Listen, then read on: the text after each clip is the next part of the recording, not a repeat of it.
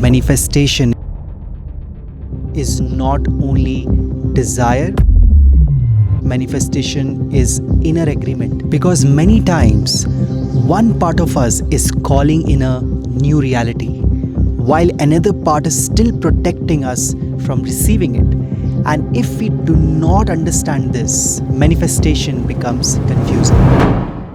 The moment I understood that manifestation is not only about what I desire, but also about what my body feels safe to receive, my whole relationship with manifestation changed.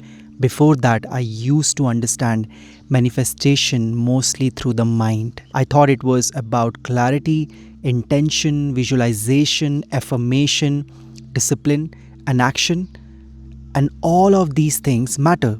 I am not denying them, but slowly, through my own life, through my own body experiences, through working with people, through watching patterns around money, relationships, I started seeing something deeper. Because many times, one part of us is calling in a new reality, while another part is still protecting us from receiving it.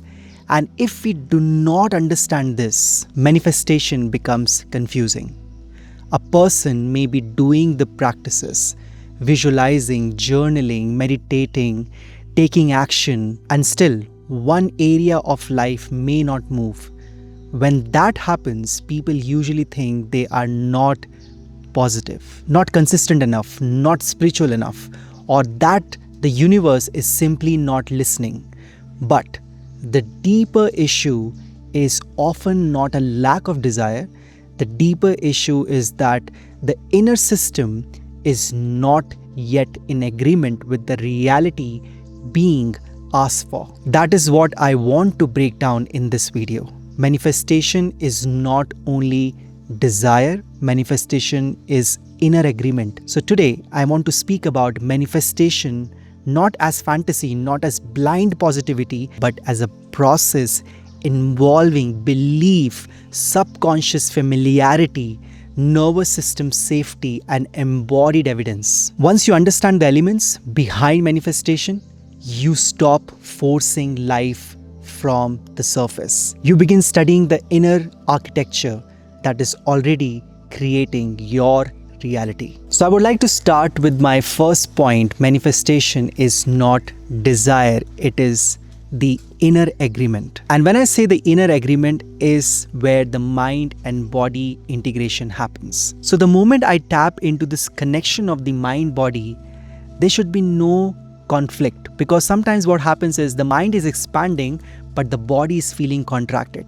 The body is feeling unsafe about something which you are not able to break. But wanting something does not mean the whole system agrees with it. And this is where manifestation becomes blocked, because some part of you is holding back and some part of you wants to go forward. So it has to be a big yes from all your entire being. Your mind is saying yes about it. Your emotions are saying yes about it. Your sensations are saying yes about it. Your energy, your frequency is saying yes about this desire, what you're seeking for. And to arrive here, we need to go a little bit more deeper, because the block is not always outside. Sometimes it is inside. Because the relationship between desire and safety needs to come back into the same alignment in your life. So ask yourself, what part of me does not feel safe to live what I truly want? So let me take you to the next point here, where the subconscious follows familiarity, not fantasy. And this is so important to actually talk about, because the conscious mind can imagine a very beautiful future very quickly with all the desire what you're looking for, but the subconscious mind is holding you back. And you know what is the reason behind it? You're feeling lack of safety in your life, feeling blocked with your emotions, and feeling suppressed with your sensations, with your relationship in terms of your family and also your partner, and many different layers. And this is the reason your subconscious mind cannot believe your dreams very quickly, because there are so many things which we need to resolve in our system. And this is where your whole system is checking, is it safe to manifest what I want to manifest in my life? Is it safe to believe this dream fully in my whole being? Is it safe to break my limitations, what I'm carrying in my life? And this is where everything shifts. And this is where visualization creates the image, but the embodiments makes the image familiar. Because the dream has to become familiar in the body. And the familiarity can only happen when your system start believing, your body start believing what you're manifesting. So the subconscious follows familiarity until you break that familiarity to make new patterns in your life, new healthy patterns in your life, and to change and manifest what you're dreaming for. So the last point which I would like to mention here is the deprogramming and reprogramming through embodied evidence. And this is where the deeper healing begins. The belief that feels true today may simply be a memory repeated for many years. Many people think their beliefs are facts, but often they are inherited emotional patterns. A family's fear around money can become a child's financial lens. Early criticism may become fear of expression. Social shame can create the belief that taking space is dangerous. These programs were not chosen intellectually, they were absorbed through experience. And this is why deprogramming matters. Deprogramming means we stop treating conditioning as truth. Money in the present does not have to carry the emotional weight of childhood financial fear. Visibility today is not the same as past humiliation. Success does not have to mean pressure, disconnection, or loss of self. So after deprogramming comes reprogramming. And reprogramming is not just repeating new sentences. The subconscious needs evidence. The body needs lived experiences that contradict the old belief in a safe and repeatable way. If the old program connects money with fear, and then the new beliefs becomes real through experiences of money as supportive, steady, and manageable.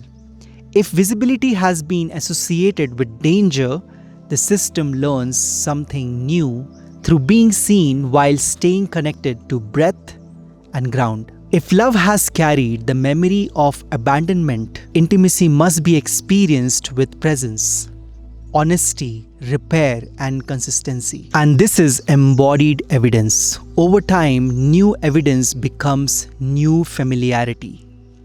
New familiarity becomes a new identity.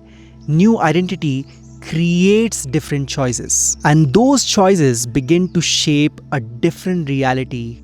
And this is where manifestation becomes practical. And it is not blind positivity, it is the recognition of the inner system. So when manifestation is not working, it does not always mean nothing is happening.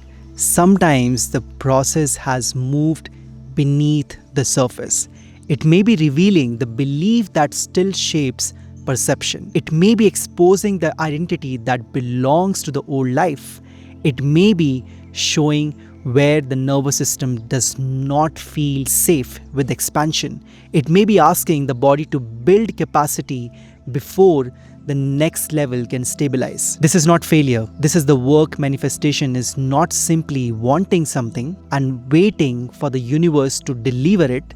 It is becoming internally available for the life being called forward. Desire gives direction, but direction is not enough. The body has to learn safety. The subconscious needs new evidence. Identity must evolve. Capacity has to build. Action must come from a deeper place than fear, lack, or performance. And this is why the question becomes more mature. Not only how do I manifest this, but what part of my system is still organized around the reality I say I want to leave? That question brings honesty into the process, because the new life does not arrive only because it was imagined, it begins to arrive when you become available to live it. And for me, this is where manifestation becomes real, not fantasy, not escape, not spiritual performance, but a deep relationship between your belief, your body, your identity, your action, and the reality that is trying to emerge through you.